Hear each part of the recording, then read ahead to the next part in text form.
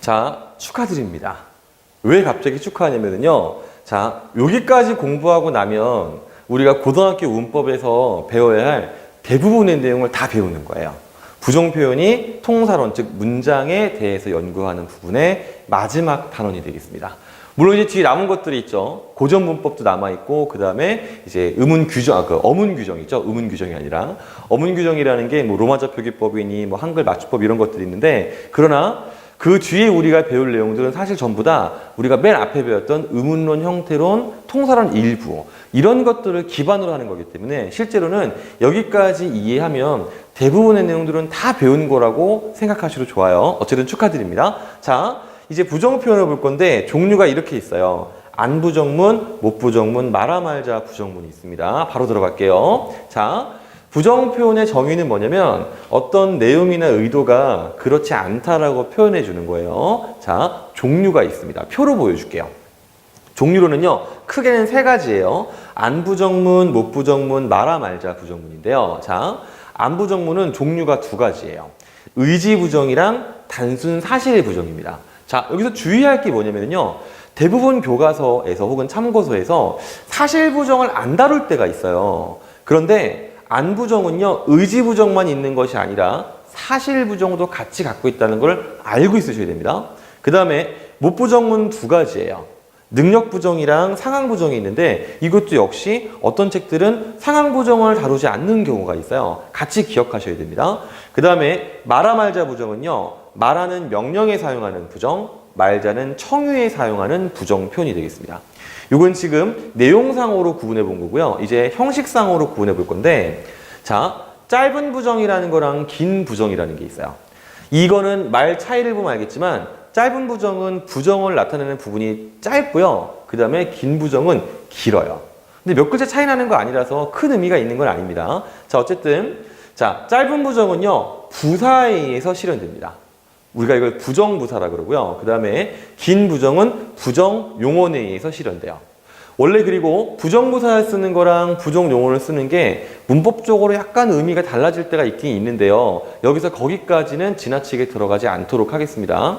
자, 그 다음에 예시들을 보면은요. 안부정문에 사용하는 것은 안이 하나예요. 그런데 선생님이 지금 여기에 안이라고 해놨죠. 그 이유가 뭐냐면은 요 안이라는 것은 요 아니라는 말의 준말, 즉 줄여 쓰는 표현인 거예요. 그래서 사전도 찾아보면 아니가 나와 있고요. 안 이 친구를 찾으면 얘의 준말이라고 표현이 돼 있을 거예요.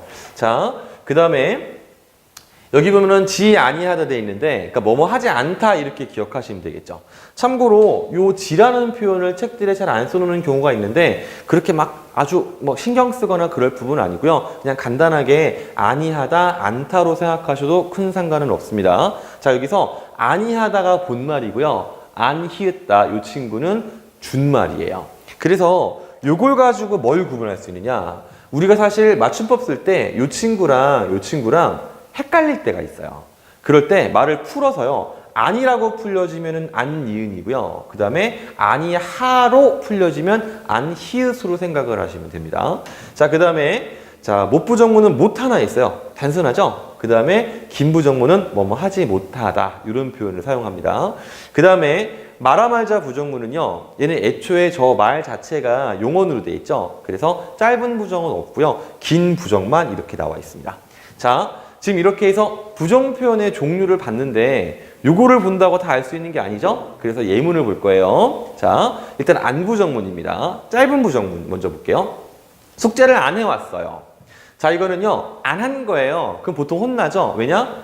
자기 의지로 안 하는 거거든요. 이건 의지부정이에요. 그 다음에 나 이제 안 아파. 이거는요, 자기 의지에서 아프지 않게 된 것이 아니라 저절로 안 아프게 된, 아픈 게 나은 거예요. 그렇기 때문에 이건 단순 사실 부정이 되겠습니다. 그 다음에 긴 부정입니다. 그는 일부러 밥을 먹지 않았어요. 자, 보시면 여기 안 히읗 돼 있죠? 그죠? 이런 식으로 용언 형태로 들어간 것이고 이거는요, 의지부정으로 보시면 되겠죠? 그 다음에 나 이제 아프지 않아. 똑같아요. 다만 순서만 좀 바뀌어 있죠. 그래서 용언을 통해서 부정문을 만들었기 때문에 긴 부정이다. 그 다음 못부정문 보겠습니다. 자, 어려워서 문제를 못 풀었어요. 그럼 보통 안 혼나죠. 왜? 능력의 부족이기 때문에. 그 다음에 책이 없어서 문제를 못 풀었어요. 이건 능력이랑 상관이 없는 거예요. 이거는 상황이 여의치가 않아서 그런 거죠. 자, 이런 것도 못 부정문의 사례에 들어갑니다. 그 다음에 긴 부정문입니다. 그는 술을 전혀 마시지 못한다. 이런 분들이 계세요. 나도 그랬으면 좋겠어요. 자, 어쨌든 그 다음에 반주가 없어서, 여기서 반주는 저기 밥 먹을 때 먹는 술 아니에요. 이거는 이거 얘기하는 거예요. 자, 반주가 없어서 노래를 부르지 못했다. 상황이 허락하지 않은 거죠. 자, 이렇게 해서 요것이 못 부정문의 긴 부정문 사례가 되겠습니다.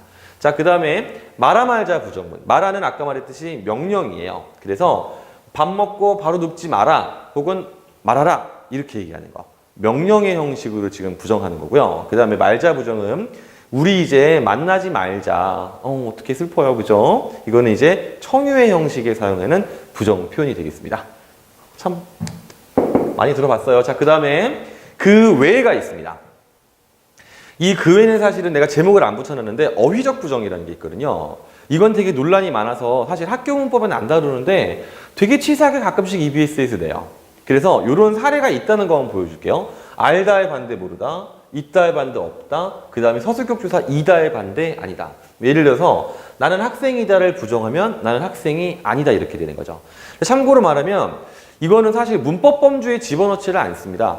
안 집어넣는 이유가 뭐냐면 예전에 우리 사동피동 배웠을 때 어휘적 사동이랑 어휘적 비동 배웠던 거 기억이 나실까요? 거기서 문법적인 방법에 의한 것이 아닌 것들은 사실 사동 표현으로 처리 안 하고 피동 표현으로 처리 안 한다 그랬죠. 마찬가지 맥락으로 보시면 되고요. 그리고 지금까지 수업한 내용들 중에서 선생님이 가르친 거는 어느 정도 논란이 없는 것들, 이런 것들을 사실 정리를 한 건데 세부적으로 들어가면 굉장히 논란거리가 많이 있어요. 예를 들면은 자, 우리가 앞에서 배웠던 것 중에서 명령 청유형 있잖아요. 기본적으로는 동사만 할 수 있다고 하지만 특정한 의미 관계에서는 형용사가 그것을 실현할 때가 있어요. 그런데 그런 거를 고등학교 문법 과정에서 다 가르쳐 버리면 여러분들이 그 곁가지에 해당하는 내용들을 골똘히 생각하느라 중심이 되는 내용들을 제대로 이해할 수가 없어요. 그래서 여러분들이 문법 공부할 때 중요한 거는 굵은 줄기를 잘 만들어 놓고요. 여기서 말하는 굵은 줄기라는 게 개념, 그 다음에 굵직굵직한 단원들끼리 어떤 내용을 담고 있느냐요. 그 다음에 굵은 가지들을 잘 뻗쳐나가게. 굵은 가지라는 게 뭐냐면 세부적인 문법 내용, 사례 분석 이런 거고요. 그 다음에 선생님 방금 설명한 것처럼 애매한 내용들은 어차피 문제를 풀 때 보기의 설명이 나오게 돼요. 그래서 그때 그거를 활용하면 되거든요. 다시 한번 강조하지만 너무 세부적인 거에서 고민하시면 안 되고요. 큰 줄기를 잘 따라가서 공부를 하시면 됩니다. 이렇게 해서 일단은 현대 문법 강의는요, 거의 끝이에요. 뭐 어문 규정이 남아있긴 하지만 실제로는 거의 끝난 겁니다. 그래서 여기까지 강의를 들은 학생들은요, 사실 이 뒤에 하는 강의는 두 번 들을 필요가 없어요. 한 번씩만 들으면 되거든요. 그런데 적어도 앞에 했던 의문론, 형태론, 통사론은요, 반드시 강의를 한 번 더 반복을 하셔야 돼요. 왜냐면은 맨 앞에 오리엔테이션 강의, 영강에서 설명했듯이 여러분들 중간중간에 뒤에 나올 내용들이 먼저 튀어나오기 때문에 이해를 못한 부분이 분명히 있고요. 그리고 강의 시간이 있기 때문에 앞에 배웠던 내용들을 까먹으시는 게 있어요. 이거를 한 번 더 들어야 그때 이해 못했던 게 이게 이 말이었구나 라고 깨닫게 되고 한 번 더 들어야 그 기억이 오래 남습니다. 그리고 중요한 게 뭐냐면 첫 번째 공부할 때는 본인의 문법 실력이 아직 사례를 직접 분석할 만큼 안 돼 있을 거거든요. 그런데 두 번째 공부를 하면 비로소 직접 자기가 사례 분석을 제대로 할 수 있어요.